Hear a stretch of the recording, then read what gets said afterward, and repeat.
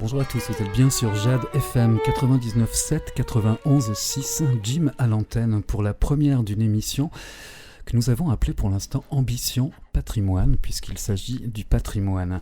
Dans cette émission, première d'une série régulière que nous retrouverons sur l'antenne de Jade FM tout au long de l'année, nous parlerons du patrimoine, de 3 patrimoines, mais aussi du PAD, du SPR, du PLU, du RLP, des abréviations administratives dont vous saurez tout.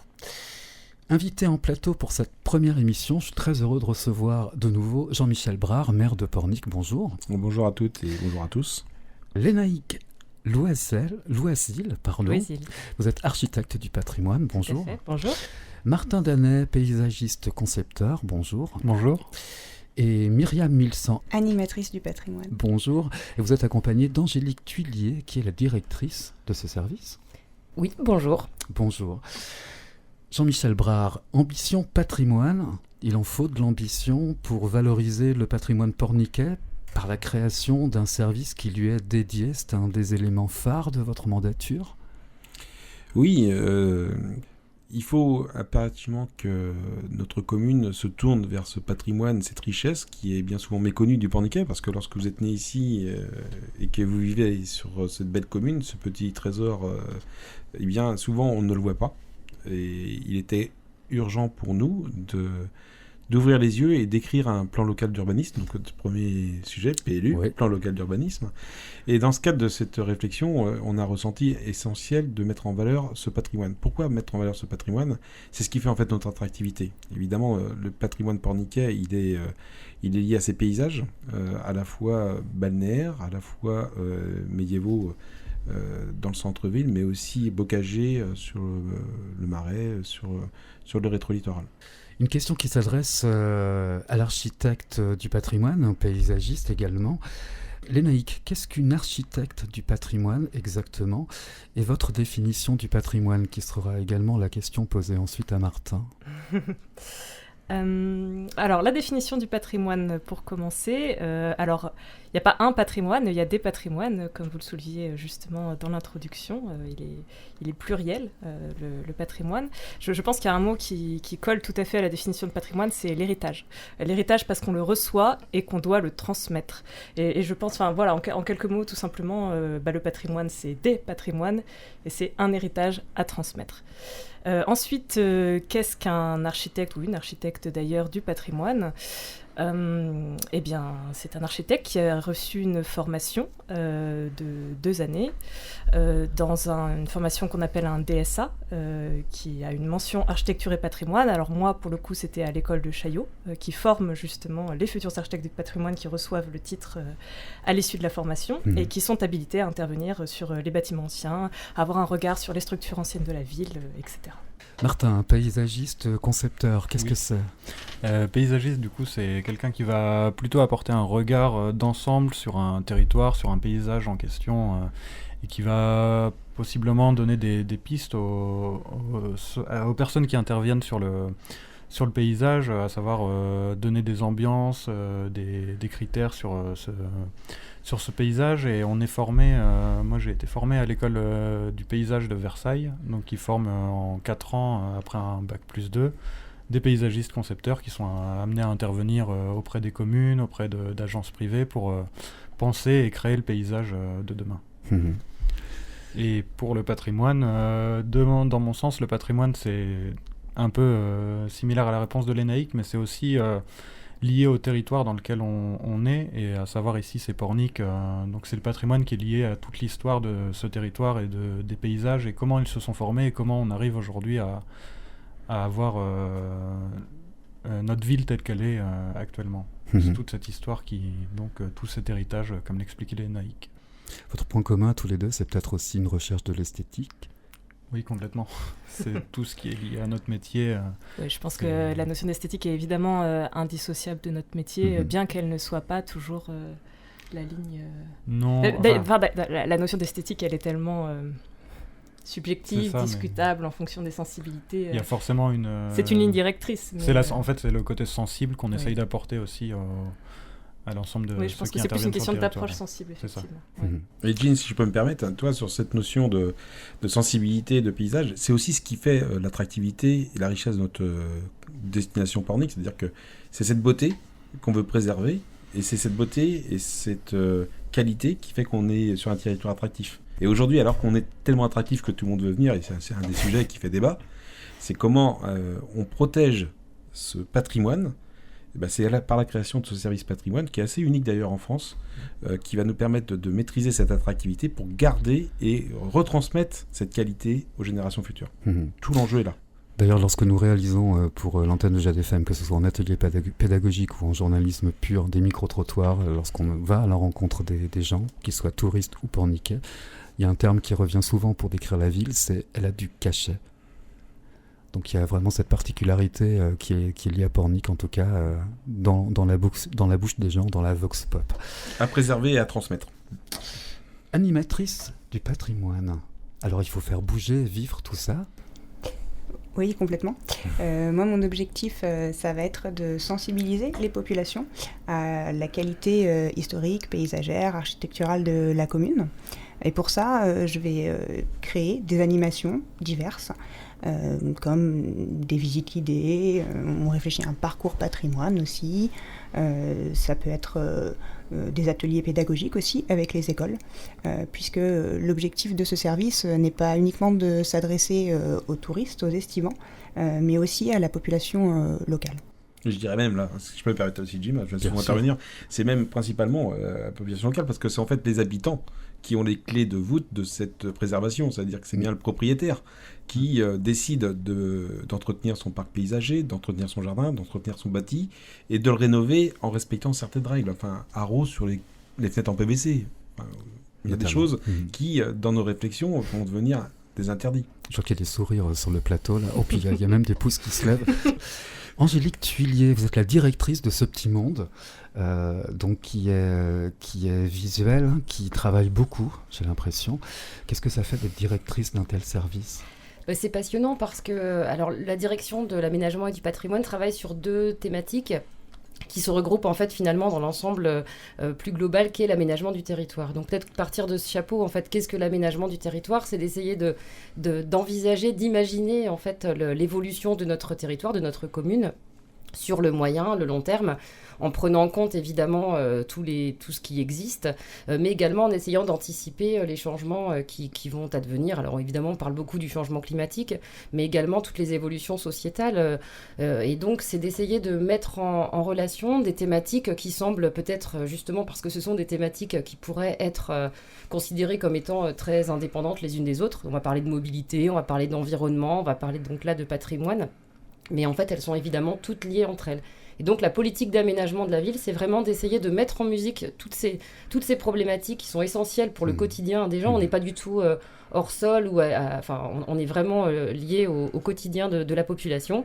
Mais c'est comment est-ce qu'on met en musique ces différentes thématiques dans un objectif long terme, on va dire, d'aménagement harmonieux de la ville. Il faut toujours avoir cette vision du futur. Oui, parce que si on ne se projette pas dans le futur, on n'a pas... il est toujours difficile de savoir comment les choses vont évoluer. On peut essayer de faire un peu de prospective, d'essayer d'imaginer les choses au regard de nos connaissances actuelles, mais on ne peut pas se contenter en fait d'être toujours dans la réaction aux événements qui se produisent. Donc là, quand vous disiez tout à l'heure, vous parliez de PLU, de PADD, donc c'est le plan local d'urbanisme et son projet d'aménagement et développement durable, qui est un peu la vision stratégique qu'ont les élus pour le territoire, donc à moyen long terme. Le PLU, c'est vraiment un outil qui est certes réglementaire, qui a une portée réglementaire, mais mais dont la philosophie générale est vraiment celle-ci, celle d'anticiper les changements et d'avoir un aménagement harmonieux sur le long terme pour la ville. Et donc de traiter l'ensemble de ces thématiques qu'on évoquait juste avant. Et donc moi j'ai la chance d'être en charge de ce service patrimoine nouvellement créé, et très dynamique avec beaucoup d'idées, et de services urbanisme qui traitent justement le quotidien de la population dans leurs projets particuliers qui ont évidemment une incidence très importante sur le paysage urbain. Le PADD, justement, le projet d'aménagement et de développement durable au pluriel. C'est un élément central du plan local d'urbanisme, le fameux PLU dont on parle tout de suite. C'est un document d'orientation de programmation qui fixe des objectifs de la commune en matière d'urbanisme, de déplacement, d'habitat, d'implantation, d'équipement et de préservation de l'environnement. Tous les 10 ou 12 ans, pour s'adapter aux évolutions de la loi et de la société, le PLU et le PADD doivent être revus.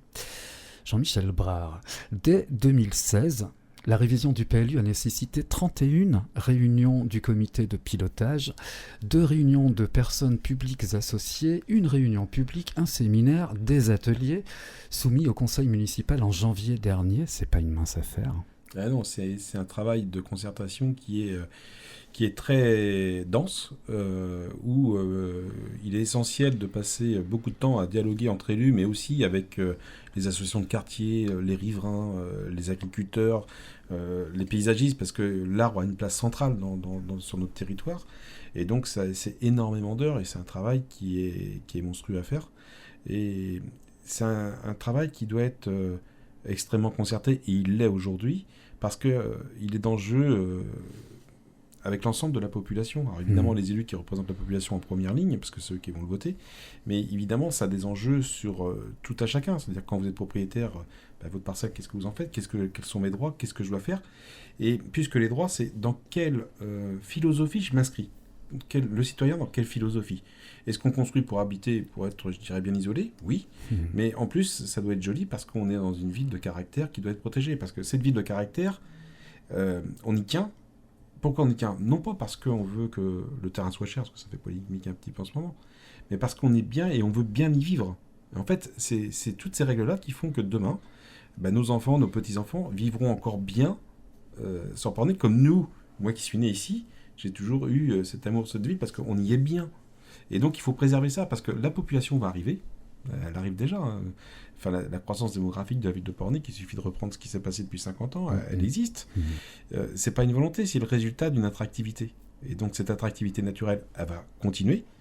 Il faut la maîtriser, mais cette maîtrise doit apporter une garantie du bien vivre. Et donc, c'est tout l'enjeu du PLU, du PADD, du service patrimoine, parce qu'en fait, on va le travailler par le patrimoine. Et voilà l'enjeu de tout ce travail. Et donc, ça mérite énormément d'heures, énormément d'échanges. En faisant cette émission-là, nous faisons partie à ce travail de concertation de l'écriture du PLU. Pornic, 15 500 habitants, à peu près, 10 000 hectares, 14 km de linéaire côtier, 80% d'espaces naturels, agricoles ou forestiers. Une question collégiale, il y a du boulot ? Il y en a beaucoup, ouais. Martin ? C'est assez grand, ouais. Je pense qu'on s'en rend compte aussi à force d'arpenter le territoire, d'aller un peu partout, que la commune est très étalée, très grande, et qu'on est quand même... Le littoral fait partie d'une grande part de Pornic, parce que c'est l'image un peu idyllique qu'on en a, mais c'est aussi une grande partie de bocage, d'agriculture, de marais, de haies bocagères, de boisement, et c'est aussi ça qui fait partie du paysage de Pornic. C'est beaucoup de kilomètres de visite ? C'est beaucoup de kilomètres de visite, de vélo, de voiture, pour se déplacer, pour aller au bout de la commune du côté de Saint-Père-en-Retz, ou pour aller tout le long du littoral, et d'arpentage aussi à pied pour repérer, pour faire de l'inventaire, pour se prendre à cœur toute cette commune aussi. Lénaïque, vous l'accompagnez dans ces randonnées ? Alors oui, on a l'occasion de faire du vélo ensemble. C'est sympa comme job. Hein. C'est pas mal, ouais. Pas mal. Qu'est-ce qu'on peut en dire d'autre justement sur ce territoire au niveau de sa superficie? Oui, Moi, Angélique. ce que je voudrais dire également, c'est qu'on parlait de la révision du PLU, mais il est important d'insister sur le fait que, bien sûr, il y a des traitements particuliers sur la centralité. La question patrimoniale, elle va être, dans un premier temps, en tous les cas, peut-être pas mal axée sur la ville historique, sur la partie balnéaire, puisque c'est effectivement emblématique, c'est ce qu'on disait tout à l'heure. Néanmoins, dans la vision globale qu'ont les élus de l'aménagement du territoire de la ville, il y a aussi une part qui est très importante donnée en fait, au patrimoine rural, et donc on a une analyse assez poussée des hameaux qui a été d'une quarantaine de hameaux pour identifier, en fait là on est dans une phase importante d'inventaire, alors d'inventaire architectural, d'inventaire paysager, donc Martin on recense tous les arbres qui ont une vocation à être protégés dans le futur PLU. Donc on en a plus de 400 arbres aujourd'hui qui ont été inventoriés et ça continue. Et donc le patrimoine rural, c'est pour dire qu'aucune partie de la ville n'a été oubliée et qu'on a vraiment à cœur d'essayer de réfléchir cet aménagement à l'échelle de l'ensemble de la commune. Donc d'identifier dans les secteurs ruraux, par exemple, les bâtiments agricoles qui pourraient être valorisés en logement parce qu'ils n'ont plus d'usage agricole. Travailler les liaisons douces, en fait, y compris sur des quartiers qui ne jouxtent pas immédiatement le centre-ville de Pornic. Enfin, vraiment, on essaie la question du lien entre les gens et entre les quartiers et entre les villages est très importante aussi dans ces réflexions globales sur le PLU. Finalement, quand on dirige ce service patrimoine, on est complètement en lien avec les autres services. Absolument, et c'est ça tout l'intérêt de la chose, puisque quand on parle des mobilités, de l'aménagement des espaces publics, par exemple, évidemment, on est en lien avec nos collègues des services techniques sur la partie, quand on traite de dynamisme de la centralité du centre-ville, évidemment que les collègues qui travaillent sur le commerce et la relation aux commerçants, c'était essentiel d'échanger avec eux. On travaille aussi beaucoup avec l'agglomération, puisque l'agglomération a également des compétences qui impactent, on va dire, directement en fait, les réflexions que l'on mène. Et puis ce que je voudrais dire aussi, je ne sais pas si c'est le moment, mais de dire aussi que toutes ces réflexions, donc le PLU est vraiment un gros morceau, mais il y a une convergence en fait des réflexions qui sont menées actuellement vers un objectif ultime de préservation du cadre de vie. Et on parle du PLU, on parle du travail vraiment très intéressant que fait le service patrimoine, mais il y a également en parallèle un travail sur le règlement local de publicité pour vraiment réduire l'emprise de la publicité dans la ville, et donc ça a une incidence très importante sur le paysage par exemple. Qui est considéré comme une pollution visuelle. Tout à fait. Mais qui a une importance qu'il faut aussi prendre en compte pour la communication des entreprises locales. Et donc le tout est vraiment de trouver l'équilibre entre la préservation de nos paysages et justement la réduction de cette pollution visuelle, tout en permettant quand même aux entreprises de pouvoir communiquer sur leur activité. On va mettre au pluriel le terme ambition. Après avoir reçu le label Petite Ville de demain, le site patrimonial remarquable, c'est une des clés pour décrocher un autre label qui serait celui de ville d'art et d'histoire. Mais à quoi servent ces labels ? Alors ces labels, ça permet d'avoir une reconnaissance de la qualité du patrimoine de la ville et de l'animation que l'on peut mettre en place. C'est vrai que c'est un objectif que l'on a. Ces labels peuvent aussi permettre de lever des fonds pour développer des projets, que ce soit au niveau de la ville dans le cadre des petites villes de demain, mais aussi au niveau des particuliers qui éventuellement peuvent recevoir des subventions lorsqu'ils envisagent de restaurer leur patrimoine, leurs bâtiments qui ont une qualité architecturale reconnue. Donc c'est pour ça qu'on a à cœur de mener ces projets à bien. Ça ne se fait pas en un jour par contre, donc on y travaille, mais les dossiers sont assez complexes à mener. Les réaménagements, alors j'ai lu dans le magazine de Pornic, des réaménagements concernant la place du Môle, mais aussi le site de la terrasse, la liaison quai, ville historique. Est-ce qu'on pourrait en savoir un petit peu plus ? Oui, sur ces trois sujets, très rapidement, donc la liaison quai-ville historique, d'ailleurs, je peux te donner le nom officiel, c'est le passage du Rocher. Sachant que le passage du Rocher, ça a été un nom qui a été recherché par Myriam au niveau donc, du service patrimoine pour retrouver donc, le sens. Et je serais peut-être Myriam expliquer pourquoi passage du Rocher. D'ailleurs, c'est l'occasion et c'est un scoop parce qu'on ne l'a pas encore diffusé. Donc, c'était la première publication publique de ce nom. Donc là, c'est simple. On était sur un projet donc, je dirais, immobilier qui date des années 2013, où il y a eu des polémiques, on va pas le reciter. Ça a été repris en concertation avec un concours d'architectes, et donc on a stabilisé un projet visuel. Et aujourd'hui, la ville reprend parce qu'il n'y avait pas eu d'accord de financier avec le promoteur, et donc l'idée, c'est de protéger le patrimoine qui existait. C'était l'ancienne caserne des pompiers qui était de type paquebot des années 50, qui était l'une des dernières traces. Donc ça va être restauré et réhabilité. Ça sera un espace culturel public qui fera écho avec la chapelle de l'hôpital qui est juste au-dessus. Ensuite, à côté, donc, on a un bâtiment qui sera de type paquebot. En général, les architectes du patrimoine n'aiment pas trop parce qu'on est sur quelque chose qui est un peu pastiche, donc on n'en parle pas trop. Mais ça a été validé par la population. Il y a encore des clins d'œil. Voilà. Mais je commence à être formaté avec leur discours et je commence à comprendre ce qu'ils aiment et ce qu'ils n'aiment pas. Grande influence. Ah oui, ils sont jeunes, mais je les écoute beaucoup. Et donc, on va traverser cet ensemble immobilier et on va surtout protéger le petit jardin, l'espace vert. Oui. Et donc, cet espace vert va être remis en espace par Martin, donc sur un parc botanique, travaillé avec des espèces, retravaillées.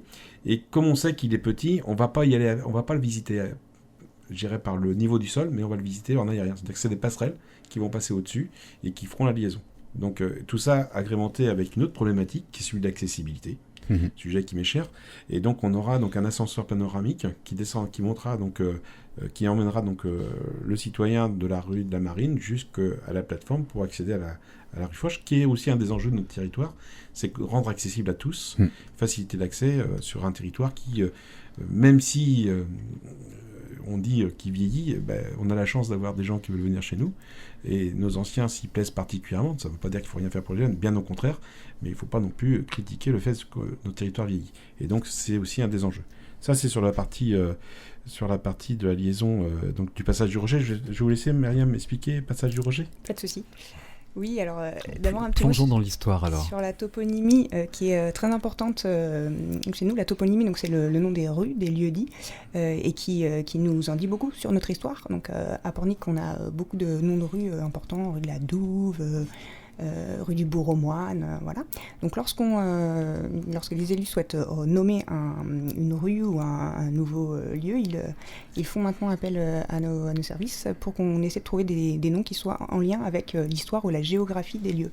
Et là, ce passage, il s'avère qu'il va être situé à flanc de la roche de schiste qui constitue en fait, Pornic est situé sur une avancée rocheuse et ça on le perçoit plus forcément au premier coup d'œil aujourd'hui, mais c'est très important et c'est ce qui fait toute la qualité paysagère du centre-bourg en fait. Donc on voulait faire un petit rappel à ce rocher qu'on ne voit plus et qui est pourtant si important pour notre paysage. Est-ce que ce rocher constituait une partie d'anciens remparts qui était devant le port, tel qu'il ne ressemblait pas du tout à ce qu'il est aujourd'hui? Je commence à répondre, tu ajouteras Là, les l'architecte est prête à... Ah oui, elle est prête à bondir. Alors, ces remparts, en fait, on n'en a pas une vue très précise. On imagine qu'ils ont existé. On n'est pas certain que sur ce côté-là de la ville, il y en ait véritablement eu. Là, le flanc, le coteau rocheux, a pu suffire en lui-même d'éléments défensifs. Donc, là où va se situer la fameuse liaison ville basse, ville haute, on n'est pas du tout certain qu'il y ait eu de rempart. Non, très, très bien. Enfin, il faut effectivement différencier la notion de rempart et d'enceinte, justement. L'enceinte qui est totalement méconnue et le rempart qui peut être un rempart défensif naturel, comme vient de le dire Myriam. On n'est pas tout à fait sûr qu'effectivement il y ait eu une enceinte à cet endroit-là. Enceinte qui d'ailleurs, comme le disait Myriam, est complètement méconnue. Ce qui est super parce que c'est plein de choses à découvrir encore. Peut-être. On espère avoir de belles surprises. On espère avoir de belles surprises. Justement, pour faire ces découvertes, ces surprises, il faut aller fouiller dans les manuscrits, dans des vieux grimoires, dans des registres. Oui. Oui. Alors, en effet, on a pour ça des archives. Alors, il y a beaucoup de choses qui sont situées aux archives départementales à Nantes. Mais on a la chance aussi à Pornic d'avoir un service d'archives dans laquelle on a des documents assez intéressants. Donc ça aussi c'est passionnant de trouver des petites pépites, que ce soit des documents écrits à transcrire ou des plans anciens. Donc on a la chance de pouvoir avoir accès à cette documentation qui nous permet de découvrir l'histoire de la commune. Et si je peux me permettre, on a la chance aussi d'avoir la Maison des Historiens à la Bernerie, Oui. avec des partenaires quand même qui sont particulièrement précieux pour nous. Myriam on était l'animatrice, donc on a été la chercher pour qu'elle vienne à Pornic, mais c'est vrai que la Maison des Historiens a joué un rôle essentiel sur ce territoire, et particulièrement sur Pornic. À tel point qu'on les recevra certainement dans le cadre de cette émission Ambition Patrimoine, parce que c'est véritablement, ils ont leur place et des propos certainement très intéressants à donner à nos auditeurs. Après les projets de réaménagement et les ambitions au pluriel, il y a des actions qui ont été menées, des actions qui vont être menées très très prochainement, puis d'autres à venir. Il y a eu 3 inventaires des arbres qui ont été réalisés, de l'architecture, inventaire des arbres, de l'architecture et du patrimoine, rural en tout cas, un diagnostic architectural du bâtiment de la terrasse, donc ça fait aussi partie des aménagements dont on vient d'évoquer. La conception de 2 circuits de découverte du patrimoine, des visites commentées et guidées, donc ça existe déjà depuis quelques années, puis il y en a des nouvelles maintenant qui ont été, en tout cas qu'on peut se procurer à l'Office du tourisme notamment. Myriam, tu nous en diras un mot? Oui, pas de souci. Alors, les visites guidées, en fait, il y en a déjà qui sont réalisées par l'Office de tourisme intercommunal qui va continuer à les réaliser. Nous, en tant que service patrimoine, on va ponctuellement en faire aussi, mais sur d'autres thématiques. Voilà. Pour ce qui est des circuits patrimoine, c'est une nouveauté en effet. Donc on a créé des dépliants qui permettent de découvrir certains pans d'histoire de la ville en se promenant. Donc il y a à chaque fois une dizaine de points d'arrêt avec quelques explications sur les bâtiments ou les paysages que l'on voit. Donc à ce jour, il y a 2 circuits. Un qui porte sur la ville médiévale et l'autre sur plutôt l'histoire maritime et fluviale. Donc on les trouve, ces dépliants, à l'Office de tourisme et dans les mairies aussi, mairie centrale, mairie annexe au Clion et à Sainte-Marie. Des aides techniques et matérielles pour les associations notamment qui réalisent des actions de valorisation du patrimoine, des expositions, mais il y a aussi les carnavaliers qui vont bientôt fêter les 120 ans de leur existence. Ça c'est le patrimoine immatériel, mais c'est très important aussi. Et oui, en effet, c'est bien de souligner l'existence du patrimoine immatériel que l'on connaît un peu moins. Donc, ce sont toutes les fêtes et traditions que l'on peut avoir localement. Alors, le carnaval de Pornic en fait partie, bien évidemment. Et donc, pour ces 120 ans, l'association de la Mi-Carême a envie de marquer le coup, de proposer des animations particulières. Et nous, en tant que collectivité, on adhère à ce projet-là. Donc, on va s'associer à eux et les aider pour certaines de ces animations. On va notamment faire des ateliers pour les scolaires sur le thème de ces 120 ans. On espère aussi pouvoir les aider à monter une exposition. Et puis, il y a tout un travail de recherche en ce moment qui est en train d'être réalisé par une ethnologue dans le but d'obtenir là encore un label pour le carnaval, donc d'en faire un patrimoine immatériel culturel en France, c'est un label national. Donc l'étude est en cours et cette ethnologue viendra donner des conférences l'année prochaine, très certainement. Jean-Michel Brard, lors d'un de nos entretiens sur cette même antenne, nous étions en plein confinement. Nous avions évoqué ensemble l'évolution des comportements des Porniquais en se disant que finalement, lorsque les véhicules ne circulaient plus, que nous avions le droit à 1 heure de balade quotidienne, que finalement c'était l'occasion quasi idéale pour se réapproprier la ville, la redécouvrir, voire la découvrir, ou en tout cas mieux la connaître. Mais finalement, c'est un des objectifs principaux de ce service patrimoine.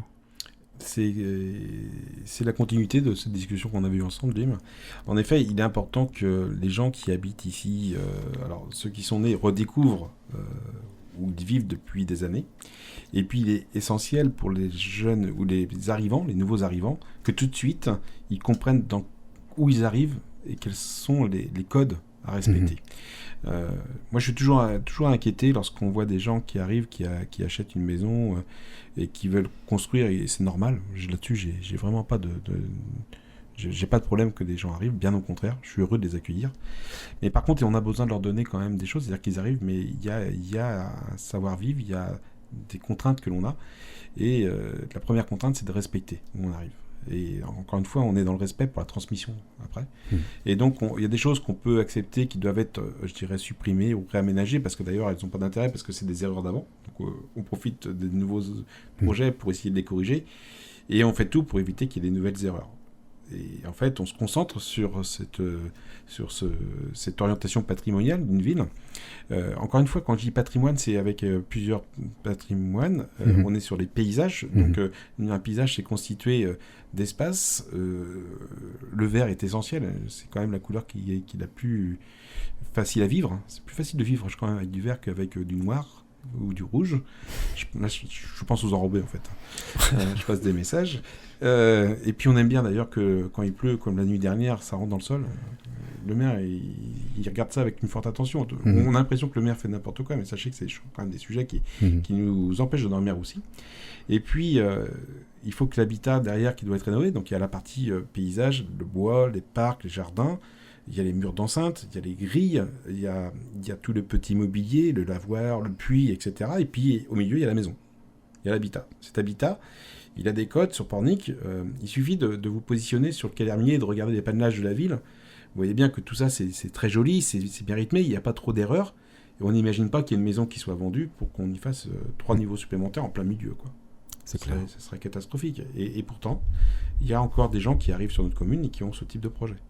Et c'est pour ça qu'on crée des services pour, je dirais, dire aux personnes, vous êtes les bienvenus, mais attention, il faut que vous vous inscrivez dans un cadre de vie où les gens vivent bien et veulent continuer à vivre bien, tout en vous accueillant parce que vous êtes les bienvenus, mais respectons ça parce que c'est ce qui fait que tout va bien, quoi. Il y a donc héritage, puis transmission.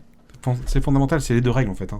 C'est vous arrivez, vous êtes les bienvenus, vous travaillez pour le patrimoine qu'on devra transmettre à nos enfants et à vos petits-enfants derrière.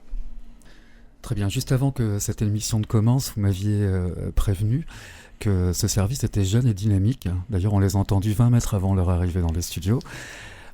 En tout cas, c'est super. Merci beaucoup à vous tous d'avoir répondu présent à cet appel.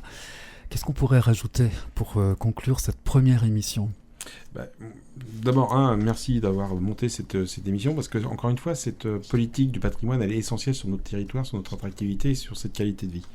Je pense qu'il y aura des sujets sur lesquels on pourra ouvrir d'autres séances, notamment quelque chose qui est proche d'à côté, parce que tout à l'heure, dans les aménagements, on n'a pas parlé de la place de la terrasse. Non. Mais c'est un projet qui vaut quasiment, je dirais, une émission complète, parce qu'il y a le bâtiment, il y a la notion de réaménagement urbain, parce que là, on a parlé de beaucoup de projets, mais la notion de réaménagement urbain, il mérite d'avoir une séquence particulière, parce que il faut repenser les mobilités, il faut repenser les fenêtres d'ouverture, il faut que l'air passe, il faut que l'eau rentre, et on va revenir sur... En fait, on a toujours dans nos villes plutôt concentré, et là, on va un petit peu écarter les murs pour redonner des courants d'air. De l'espace. Des espaces, et puis on va pouvoir aussi parler commerce, parce que la place du commerce avec le marché de la terrasse, c'est pas une idée... farfelu du maire, et encore moins des adjoints qui travaillent, c'est que derrière, il y a un vrai projet de réaménagement, et donc il faut faire adhérer les gens. Sur ce projet-là, avec les NAIG, et puis les services de développement économique et les services qui sont autour, vous avez un projet qui est absolument fondamentalement intéressant, et qui met un cas d'école de ce qu'on vient de dire. Où il fera bon vivre, et où on imagine juste une place essentielle du patrimoine au service du bien vivre à Pornic. On lui réservera l'émission qui lui convient. Angélique, vous vouliez ajouter quelque chose ? Oui, si on peut évoquer rapidement les journées du patrimoine qui auront lieu le week-end prochain. Alors, on allait juste conclure sur ces journées du 18-19 septembre notamment. Allez-y, je vous écoute. Non, je vais tout de suite laisser la place à l'équipe, à l'animatrice en particulier. Mais en effet, pour la première fois, donc, on profite de la création de ce superbe service pour avoir un stand en fait municipal. De la mairie, donc sur le parking du château, qui va présenter rapidement, on aura quelques panneaux qui présenteront les actions du service, mais surtout des visites flash qui vont être organisées, dont Myriam va vous détailler les thématiques. Et oui, on vous invite à venir nous retrouver donc de 14h à 18h, le samedi 18 et le dimanche 19 septembre.